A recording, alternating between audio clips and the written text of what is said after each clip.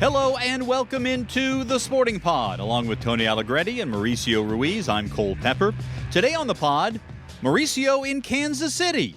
The jet setting continues for our technical director, what Mal learned from his recent trip with U.S. Soccer.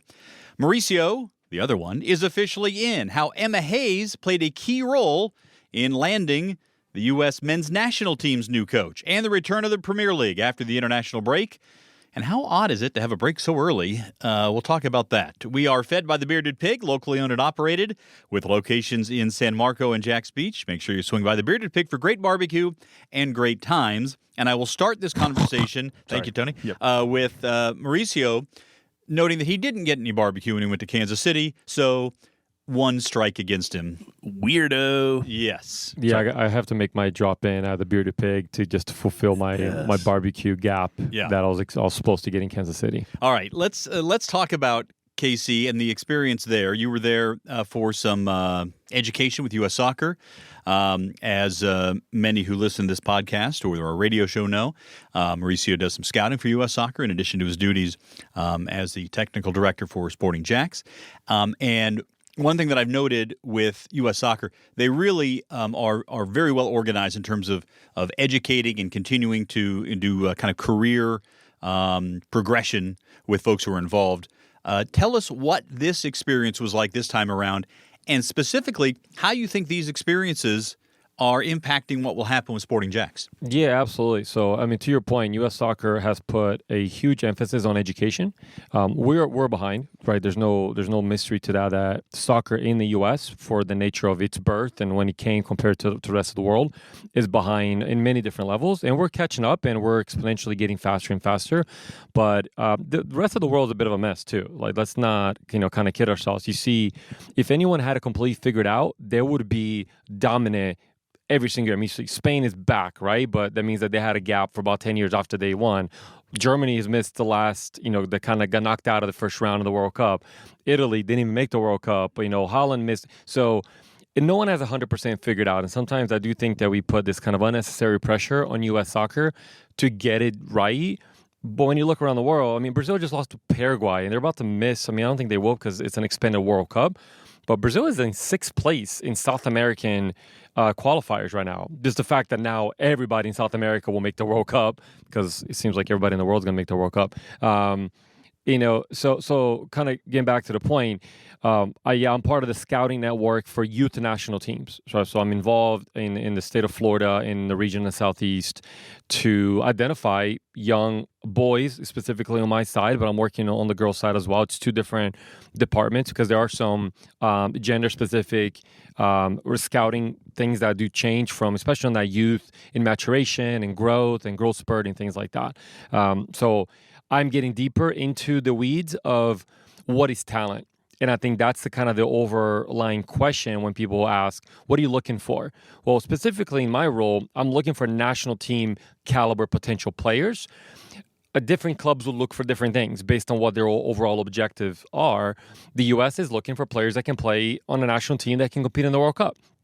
Sure, there's a partnership with the clubs that they play with and play for, and who they represent on the youth level, all the way up to the club level. We're talking about AC Milan and Juventus and everybody else. There is a partnership there. There's a conversation that kind of goes back and forth on where they're playing, where we see the most potential for them. So that conversation does happen. But at the ground level, we are looking for talent, and the way we're identifying talent is future potential. It's not performance. And I think a lot of people, and I think that is kind of really the biggest, simplest takeaway, and I say simplest because it's top of mind. When we go out to watch a game, you don't need to be an educated soccer expert to identify what we consider today defined as talent. We're trying to redefine the word talent as future potential. Because right now, if you go to a U13, U14, even U10, you identify talent as what? Someone that is dominant today. But that has no necessarily indication that they're going to be dominant later. Or now, most people can identify performance today, but most people cannot predict performance and potential later. That's my job. My job is to kind of make that, to be that predictor. And I'll make a quick comparison here. If you look at the success rate of first-round picks in the National Football League, it's about 50-50. So even at the highest level of, most monetized sport in this country, figuring out future potential is a very inexact science. Yeah, I totally agree, and it's what's interesting too is we're so used to, like, I think of the draft. Drafts are so stupid. Like you're either drafting for need or for value, or and Best player available. Yeah, and so in world soccer, you're really looking for need. I think you always got your eye out for talent, but you're trying to fulfill some gap that you have, which I think is super interesting right now. In the world game. Yeah, and I think to your second question, Cole, was how does that impact our local community, right? Because that should be the goal. Like, how do we educate the whole country, which is going to be a really difficult task, but how do we bring that to our community and then kind of grow from there? So what needs to happen in our community specifically, and it's not different than it needs to happen in a different zip code and a different area of the country, but specific to us, is that we start taking into account that kids go through a maturation phase, and some of them are early developers, so the ones that are physically more developed, and the ones that are late developers. What we do today from an early stage point is that we get the early developers and we put them up on the elite team, so they get the better coaching, they get the better times, they get the better games, better competition, and in a way, because of resources and how big kind of youth sports have gotten and how monetized it's gotten and how difficult it is to access it, the kids that are the late developers, typically your quarter 3 birth years and quarter 4 birth months, you'll say, that means that they were born in July through December, they're oftentimes the lower developer, right? Because sometimes you're talking about a 10 to 12 month gap between a kid that was born in January and the same year the kid was born in December. We know as parents how quickly and they change within a 4 to 6 month period. And when they're in that teenage period, girls earlier, boys a little bit later, they will change significantly and sometimes even kind of go through that awkward phase. If you're looking to identify a kid that's going through that awkward phase or pre-awkward phase or post-awkward phase, we call that a maturation phase. Currently today, we're looking at just what can you produce for me now? And that's how they get identified. So what we are doing is we're missing and actually discounting more than half of the population, because there are some first semester kids that are late developers physically. They're what they call like ages and stages. Their biological age is of maybe if you're looking at a U14 team and a kid that was born in April, but he's a late developer. His actual biological age might be that he's 12. He just hasn't physically hasn't gone through that just yet. It's very Gladwellian, right? In that, but what's in has the U.S. Always had this, or is this something we're starting to do now, like the maturation phase as a thing, or is it pretty recent? Is this like it's pretty recent to the point that because Outliers has been out for a few years, right? Man, like, and come on, guys. There's been a lot of research being done within U.S. soccer in collaboration with other entities as well, to make sure that we hopefully try to get it better. But the example in our current national team, because we are pulling from what's happening at the club level. So at the club level, so to one of the exercises we had in Kansas, we went to watch a Sporting KC under 14s. And one of the exercises watching the game and scouting, creating a report, is to identify every player. And we had the roster and we had the birth dates, but actually put into buckets. How many of the 15 kids that were there were in quarter 1, 2, 3, and 4? So then I, as a scout, I go to a Sporting KC game and I watch the pool of players that are in front of me. Out of the 14 kids that were there, 9 of them were quarter 1, quarter 2. So more than half. So there are only 5 kids. Big boys. That were quarter 3, quarter 4. Yeah. So then my selection pool is already limited. So then I'm going to make recommendations on what I'm seeing. So that's where the movement has to start. Mm-hmm. So the movement has to start at the club level. And we in Sporting KC played against a team from Austin, which happened to be in the same region, which I don't understand how.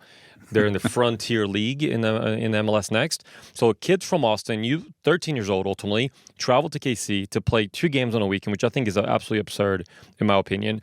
And the other team, the kids were small, but then I look at their birth. Austin selected the players that were actually the more mature, not physically, but also mentally, Because even though physically they didn't show it, some of them, same thing. The way you looked at when I broke up the roster in quarters, even the team from Austin, Capital City is the name of the club, they had a lot of quarter one, quarter twos. Now they were just smaller, so then a pro team like Sporting KC, and they will be able to pick the cream of the crop of those early developers. But Capital City, which is a non-professional club, just a youth club, they also picked the cream of the crop that was left available, which were quarter one, quarter two kids that they're at least technically or movement a little bit more developed. Maybe height hadn't kind of grown there yet. So we as scouts are going to these games, and the natural selection process has already been done for us. So we have to do a better job of creating what's being created now, a futures camp and a futures league for late developers. So there's some potential solutions to this problem. You mentioned Malcolm Gladwell's work, and on the radio show on 1010XL this week, we talked a little bit about Peak, the new science of expertise. Both the books have been out for a bit. Both, if you're interested in this sort of thing, really interesting. Because we had an hour to talk about it, we kind of went deep into that. If you're finding this interesting, please go to 1010XL on demand and watch or listen to the deeper conversation that Mauricio and I had on this topic. I want to keep things moving here, but really interesting to be able to get into it. Segue, thank you, Cole. Sorry, I have a sort of a statement and a question before we move. One is a statement. It does seem like the sort of American culture and everything, but also U.S. soccer is, win. And hasn't been development. It's like much more important for youth coaches to, it's like the main thing. And it hasn't really been improvement. It hasn't been development. It's like my club is winning, and that's the most important thing. So that's and that's a huge issue, and it starts there, to be honest. Right, and so hopefully we can change that culture. It sounds like the Federation is really working on that. The second thing is my question is, Mal, because you're seeing all these young men and women right now. How do you feel about just our prospects and the growth in U.S. soccer? Yeah, our cream of the crop are as talented and has as much potential as anybody else in the world. Cool. So we may not have. So what we're missing is that X Factor kid that you'll find in a South American club or maybe in Latin Spain or something in Portugal. But the 95%, which is the world soccer today, it's an organized, physical, disciplined game. We have those kids to compete, and our youth national teams, boys and girls, are competing at a really good level. Awesome. That's what I needed. There's some insight. It gives you a little boost. Yeah. Looking forward. Hey, we want to invite you to join us on October 6th before the Jaguars face the Colts for a youth soccer clinic in the Flex Field. Kids age 4 to 13 can get coaching from JU soccer players and coaches from 10:30 to noon, and then they can watch the Jaguars take on the Colts. This is also the game where Tom Coughlin will be inducted in the Pride of the Jaguars. It's the throwback uniform game. Entry fees start at $59 and include tickets to the game or a ticket to the game. There's also a deal for companions. For more information, go to the events tab on sportingjacks.com. And remember, you can join us on TV and radio each and every week. The Sporting Jacks Report debuts 12:30 on Wednesdays on ABC 25, and encore presentations at noon on Saturday on NBC 12 before the Premier League coverage. And Tuesday nights at 6, as we mentioned, the Sporting Jacks Soccer Hour on 10:10 a.m. All right. That segue into talking about U.S. soccer is perfect, Tony, because as we were doing this podcast last week, we were talking about, that potentially happening. It became official during our radio show on Tuesday night, and some great reporting from Paul Tenorio with The Athletic and also Adam Crafton and on how it sort of all went down. I found this fascinating. Emma Hayes, who became friends with Pochettino while both were coaching at Chelsea, played a big role in getting him to agree to become the head coach of the U.S. men's national team. Hayes called Pochettino to lobby for him, tell him about her experience with U.S. soccer, also served as a reference for him, advocating to U.S. soccer to prioritize Pochettino as a candidate. Hayes was involved enough according to The Athletic, that on the day of her team's Olympic semifinal in Lyon, France, she checked in with U.S. soccer officials at the squad hotel to see how things were going with Pochettino. Remarkable. All roads lead to Chelsea, I guess. Is there anything that Emma Hayes can't do? Doesn't seem It's like it. amazing. I mean, she's the national Becky Burley. Yeah, she's awesome. That's really good. Did you see the interview? It was I think he was at Tottenham at the time, and someone asked him about would he ever be the U.S. national team coach. This is years ago, right? Several clubs ago for him, and he was like, yeah, absolutely. What an opportunity. And it was really interesting because he talked about all these things that we're talking about, the amount of players, the development and the rapid development, the interest, the market, all those things that make the U.S. national team an attractive job. He was like, yeah, absolutely. And I thought that was really it was excellent to see because it made me feel a lot better about the hire, because I really don't like the idea of him living in Europe and all that, but I can get over it having heard some of his just sort of background. Yeah, well, I'm just happy that people are going to get more familiarized on how to spell Mauricio.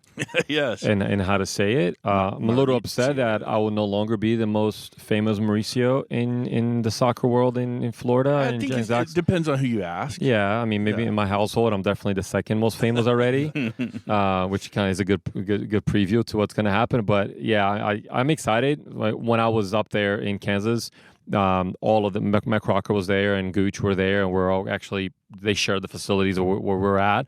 So there's a lot of phone time. You can see them outside on the phone and have some conversations. But we did hear internally there that Pochettino would have been with the team in Cincinnati to say hello, to greet the players, and to begin the process immediately after. He had no influence in that game.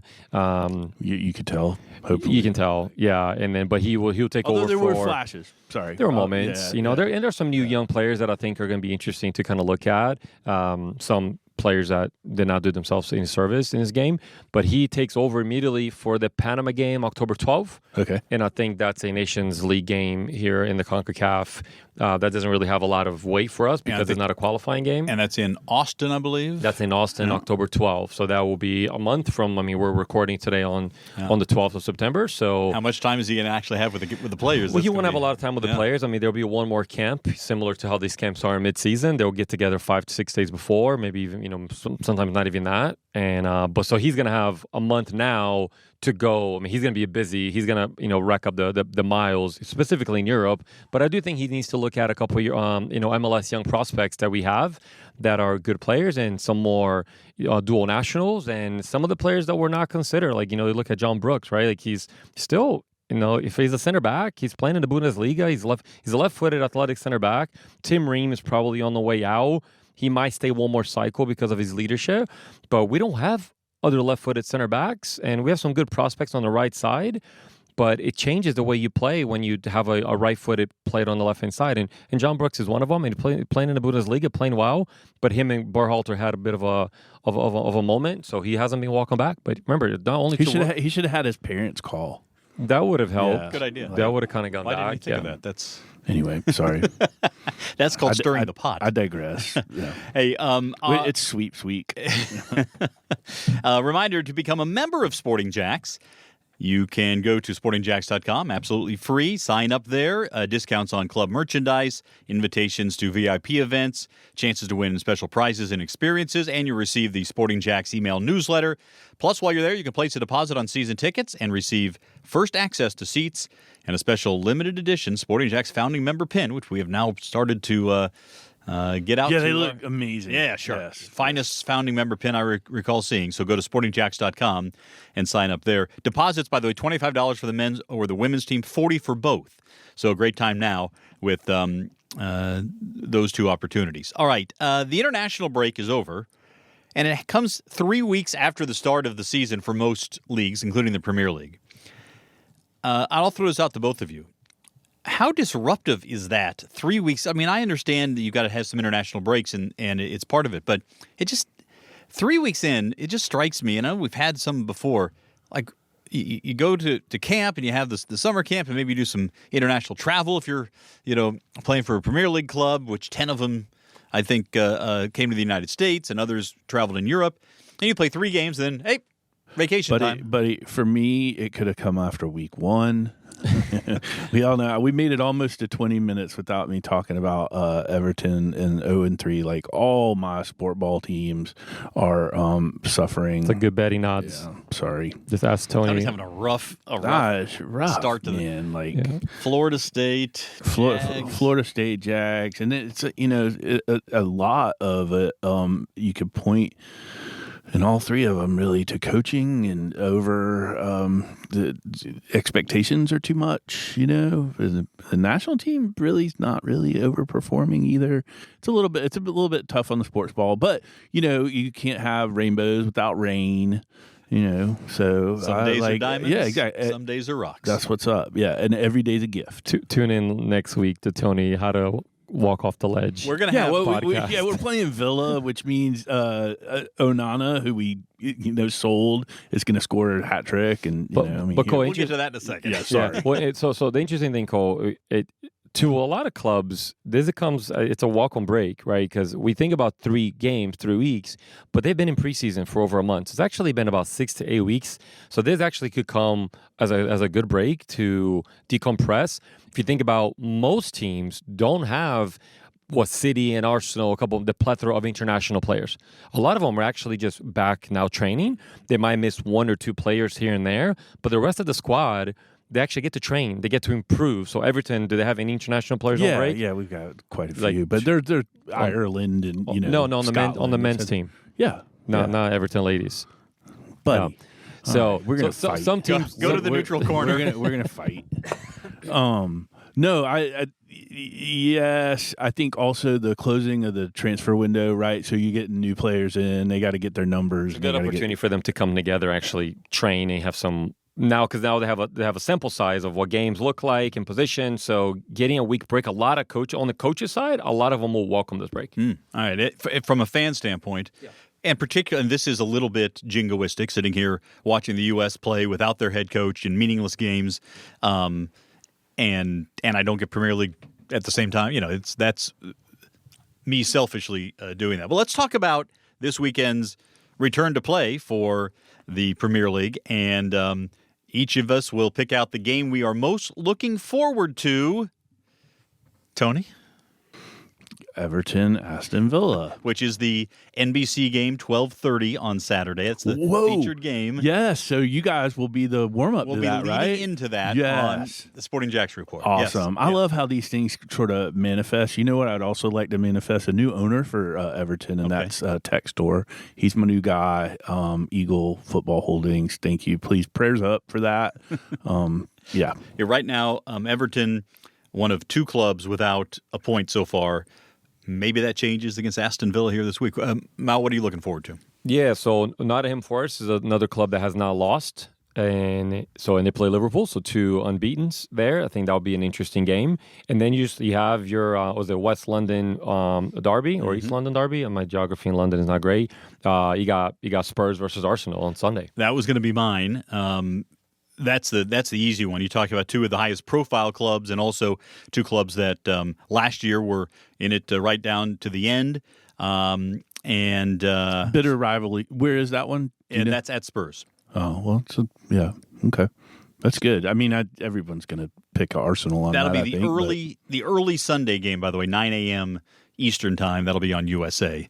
I love both your picks there, Mauricio. The other one that I will be somewhat interested to follow is Fulham and West Ham, to see how those 2 go at it. Again, for me, having had a chance to see West Ham, as we all did locally, and then obviously the connections with Shad Khan owning Fulham, that's an intriguing, because both of those clubs feel like clubs that could compete for a spot, in Europe. Not probably Champions League, but something else. Really? I think they could. I think they could. We'll see how it all plays out. I think that's ambitious for Fulham. I don't think they did enough in the market. Although I say that, and Iwobi will go off. But it's I don't know about Fulham. TBH. Yeah, I mean it's Conference League maybe That's something like that. Yeah. Right. Something where they could get some European competition in there. Fulham. a draw, a win, and a loss so far this year. And West Ham, a win, and where are they on the table here? And 2 losses. A win and 2 losses, so 3 points. If Fulham can get the win, certainly puts them in pretty good shape here, getting back from the international break. So that will do it for the Sporting Pod. Any closing thoughts, Tony? No, just please stop raining. Yes. Second. Yeah. All in favor? Hey. There we go. Okay. For Tony Allegretti, for Mauricio Ruiz, I'm Cole Pepper. Thanks so much for listening to the Sporting Pod.